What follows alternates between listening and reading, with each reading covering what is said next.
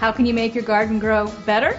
Well, try this recipe for success. Composting. It's 1 part green materials to 2 part brown materials. Now, green materials are things like these fresh grass clippings. You got some green leaves, some plant stalks, some green hedges, along with vegetables and fruit scraps from your kitchen.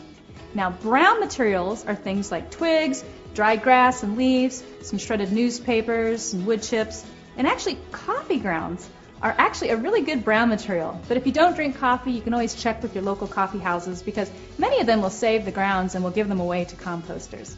Now, there are a few things you should never put into your compost. You don't want to use things like animal meats or fats, weeds with seed heads, any kind of animal waste or breads or dairy products. Just stay completely away from that.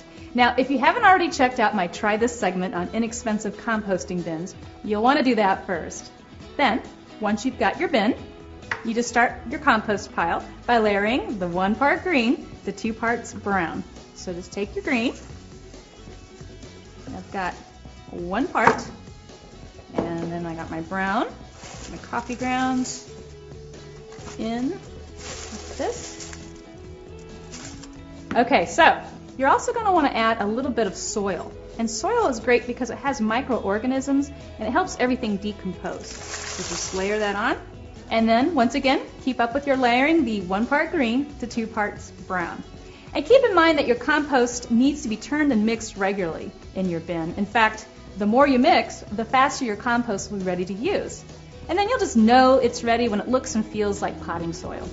So try composting. It's a great way to recycle and a great way to feed your plants.